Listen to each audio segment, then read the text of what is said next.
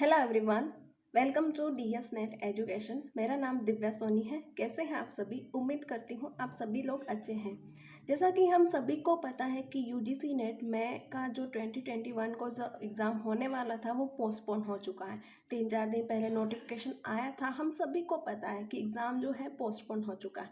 लेकिन अब आगे क्या करना है? अब आगे हमें क्या स्ट्रेटेजी अपनानी है कि हम जो एग्ज़ाम जो पोस्टपोन हुआ है इस टाइम में हम क्या क्या कर सकते हैं जिससे कि हमारा नेट जेआरएफ है वो क्रैक हो सके। तो अभी क्या होता है कि हमें इतना खुश नहीं होना है कि एग्ज़ाम जो है पोस्टपोन हो चुका है, हमें बहुत सारा टाइम मिल चुका है। ऐसा कुछ नहीं। आप 10th या 12th बोर्ड का एग्ज़ाम आपका पोस्टपोन हुआ है, आपका कॉम्पिटिटिव एग्ज़ाम पोस्टपोन हुआ है। किसी भी कैंडिडेट के लिए सबसे बुरी चीज़ यही होती है कि उस कैंडिडेट का एग्ज़ाम पोस्टपोन होता है, क्योंकि एग्ज़ाम चाहे 1 महीने भी डिले होता है ना, तो आप अपने करियर से 6 महीने पीछे चले जाते हैं। तो हमें क्या करना है कि हमें इतना खुश नहीं होना है कि एग्ज़ाम पोस्टपोन हुआ है, मुझे तो बहुत सारा टाइम मिल गया है। या फिर उन कैंडिडेट जिनका एग्ज़ाम मतलब जो प्रिपेयर थे एग्ज़ाम के, जो देना चाहते थे एग्ज़ाम में पूरी तरह से प्रिपेयर थे, जिनका 80 और 90% सिलेबस उन लोगों ने कवर कर लिया था। अब वो क्या करें, वो थोड़ा पैनिक ले रहे हैं। तो वो क्या करें, उन्होंने भी अपनी पढ़ाई छोड़ दी। जो कंटिन्यूटी, जो कंसिस्टेंसी जो थी उनके दिमाग में, जो माइंड में जो मोटिवेशन था, वो सब कुछ हट गया है। आई थॉट, मुझे लगता है कि 3-4 दिनों से आप सभी के माइंड में यही चल रहा है कि अब एग्ज़ाम कब होगा, अब मैं क्या करूँ, अब मैं प्रिपरेशन वापस कैसे करूँ, मैं पूरी स्ट्रेटेजी कैसे बताऊँ।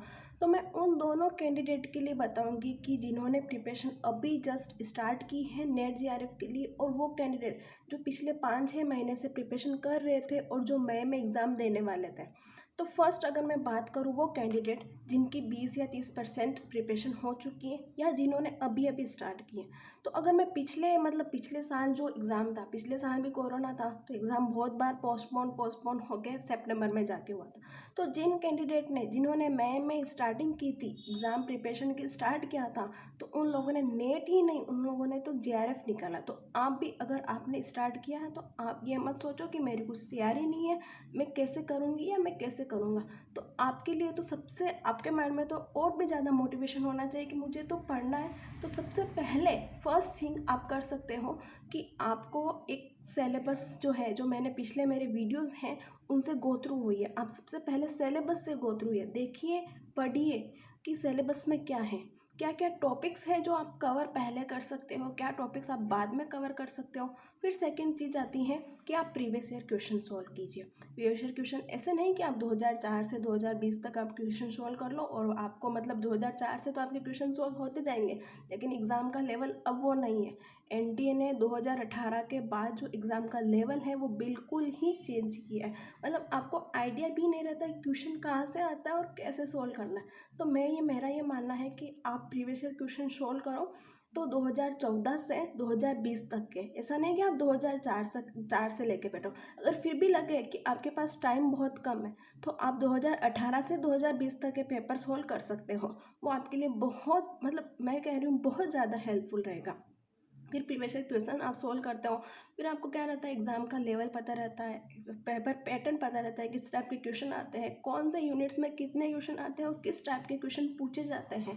तो सबसे मतलब एक बोलते हैं ना, रामबाण है प्रीवियस ईयर क्वेश्चन को अभी एग्ज़ाम का। सबसे पहले सिलेबस करो, फिर प्रीवियस ईयर क्वेश्चन करो, फिर आप ये देखो कि आप कंसेप्ट क्लियर करो। अब कंसेप्ट क्लियर करने के लिए आपको क्या करना है, आप दोनों यूनिट्स का जो सिलेबस है उससे मतलब गो थ्रू होकर ये देखना है कि आपको पहले कौन सी यूनिट करनी है। पहले वो यूनिट करो जो इजी यूनिट है, जिसमें आपका इंटरेस्ट है। ऐसे नहीं कि आप डिफ़िकल्ट यूनिट्स हैं वो लेकर बैठ जाओ। डिफ़िकल्ट यूनिट्स लेके बैठोगे तो आप कुछ भी कवर नहीं पड़ा। हम देखते नहीं कि एक बच्चे का माइंड कैसा होता है। हम पहले बच्चे को क्या करते हैं, पहले उसको मतलब ईजी चीज़ें सिखाते हैं। जब बच्चा ग्रो करता है तब हम उसको मतलब ईजी, जो उसके लिए आसान है वो चीज़ें हम उससे गो थ्रू करवाते हैं। बाद में हम डिफ़िकल्ट चीज़ें उसको सिखाते हैं। हमारा माइंड भी ऐसे ही करता है। हमें अगर हम ईजी क्वेश्चंस मतलब ईजी कंसेप्ट हम क्लियर करेंगे, ईजी यूनिट पढ़ेंगे, तब हमें थोड़ा माइंड में मोटिवेशन रहेगा कि हाँ, मैं ये एग्ज़ाम क्रैक कर सकती हूँ या कर सकता हूँ। तो आप पहले वो टॉपिक लो जो इसमें आपका इंटरेस्ट है।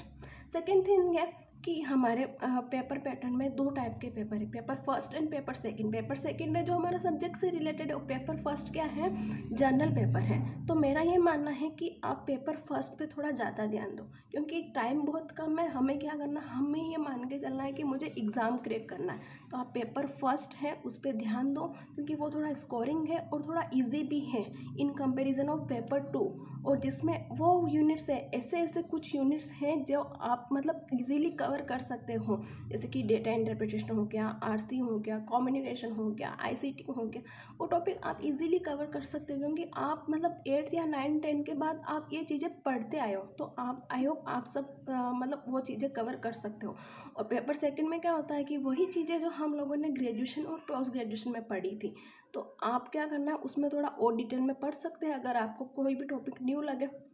ठीक है, तो ये मैंने बात की कि वो कैंडिडेट जिन्होंने अभी प्रिपरेशन स्टार्ट की है वो लोग क्या कर सकते हैं। अब सेकंड बात आती है कि उन कैंडिडेट के लिए जो एग्ज़ाम देना चाहते थे, जो फुल्ली प्रिपेयर थे, जिनका 70 या 80% का सिलेबस जो था उन लोगों ने कवर कर लिया था और वो एग्ज़ाम देना चाहते थे। अब वो क्या कर रहे हैं, उनके लिए सबसे क्रिटिकल सिचुएशन ये है कि ये एग्ज़ाम वो डिमोटिव हुए। पिछले 3 या 4 दिनों से आप खुद फील कर रहे होगे कि एग्ज़ाम पोस्टपोन हुआ है और आप कुछ भी नहीं पढ़ना, मतलब आप चाहते ही नहीं, आप चाहते हो पढ़ना, लेकिन आपका माइंड वो प्रिपेयर ही नहीं है। आपका माइंड आपको प्रिपेयर नहीं कर रहा है कि मुझे स्टडीज़ करनी है। तो अपने माइंड को थोड़ा सा समझाओ, थोड़ा सा रिलैक्स फील करो, थोड़ा सा सोचो कि अगर आपने अभी स्टडीज़ करना छोड़ दिया, कि जब भी आपका नोटिफिकेशन आएगा एग्ज़ाम का 15 दिन पहले आपको नोटिफिकेशन आएगा, तो आप सब कुछ, मैं गारंटी के साथ कह दूँगी कि आप वो भूल जाओगे कि आपने क्या पढ़ा था 5 या 6 महीने के साथ, कुछ याद नहीं रहेगा। फिर आप 15 दिनों में क्या पढ़ोगे, कैसे रिवीजन करोगे, कैसे प्रीवियस ईयर क्वेश्चंस करोगे, कुछ आपको समझ में नहीं आएगा। तो आप क्या करेंगे, इस रेस में आप पीछे रह जाओगे इन कंपैरिजन उन स्टूडेंट्स के मुकाबले जिन्होंने अब प्रिपरेशन स्टार्ट की। तो आपको क्या करना, अब आपको जीआरएफ के लिए प्रिपेयर करना। आपकी प्रिपरेशन आई होप आप लोगों ने 70% कोर्स कंप्लीट कर दिया है। तो आप अब वो टॉपिक लो जो आप छोड़ने वाले थे, जो आप टॉपिक आपने छोड़ दिए थे कि मुझे मेरे पास ये टाइम नहीं है तो मैं टॉपिक नहीं कर पा रही हूँ या कर पा रहा हूँ, तो आप वो टॉपिक्स लो अब। और दूसरा ये लो कि आप प्रीवियस ईयर क्वेश्चंस को मतलब पहले ऐसे मत सोल्व करो जैसा पहले सोल्व किया। अब आप ऐसे सोल्व करो, आप डिटेल में सोल्व करो, जैसा कि पहले हम कैसे सोल्व कर रहे थे, क्वेश्चन पढ़ा और आंसर देखा। अब आपको आंसर ही नहीं देखना, आपको तीनों ऑप्शन देखने हैं। वो एमसीक्यू में तीनों ऑप्शन देखने, और तीनों ऑप्शन में मतलब चारों ऑप्शन देखने, और अब जो अदर 3 ऑप्शन में ऑप्शन थे उनमें क्या पूछा गया है और उनका क्या कंसेप्ट है, उस कंसेप्ट को क्लियर करो। तो आपका जो लेवल है ना, जो पढ़ाई का जो लेवल है वो अभी यहाँ है, वो यहाँ चला जाएगा। तो आपको जेआरएफ लेने के लिए कोई नहीं रोक सकता। और सेकंड जो लास्ट मतलब थर्ड चीज़ है वो मोस्ट इम्पॉर्टेंट है, आप रेगुलरिटी बनाए रखो। जो कंसिस्टेंसी आप 5 या 6 महीने तक बनाए रखे थे वो कंसिस्टेंसी बनाए रखो, नहीं तो आप रेस से पीछे हट सकते हो। तो मेरा ही मानना है कि आप सभी लोग प्रिपरेशन कंटिन्यू करते रहिए, और बिल्कुल भी पैनिक मत होइए कि एग्ज़ाम पोस्टपोन हो गया, अब क्या सिचुएशन होगी, कब एग्ज़ाम होगा, कुछ भी मतलब हमें खुद भी कुछ भी आइडिया नहीं है कि कोविड इतना तेज़ी से स्प्रेड हो रहा है, हमें भी आइडिया नहीं है कि क्या सिचुएशन होने वाली। बस ये मान के चलो आपको प्रिपरेशन करनी है, आपके पास बहुत टाइम है, वैसे भी अभी कुछ काम करने को है नहीं, हम कहीं आ जा सकते हैं नहीं ना, हमारा कोई मतलब और कोई दूसरी जॉब पे हम लोग जा रहे हैं ना, कोई अदर काम है। तो आप ये मान के चलो सबसे इम्पोर्टेंट आपका करियर अब डिसाइड करना है। करियर होगा बेस्ट तो सब लोग आपको पूछेंगे, ठीक है ना। आई होप आपको वीडियो पसंद आया होगा, उन कैंडिडेट्स के लिए भी जिन्होंने प्रिपरेशन स्टार्ट की है, और वो कैंडिडेट्स जिन्होंने प्रिपरेशन कर ली थी, जिन्होंने पूरी तरह प्रिपेयर थे एग्ज़ाम में, लेकिन वो क्या हो रहे हैं, डीमोटिव हो रहे हैं। आई होप वीडियो आपको बहुत पसंद आया होगा, बहुत हेल्पफुल हुआ होगा।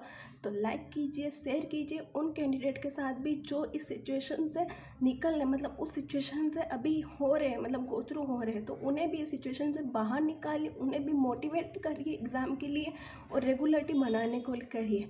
और वीडियो पसंद आया तो सब्सक्राइब कीजिए और भी वीडियो आने के लिए। Thank you so much.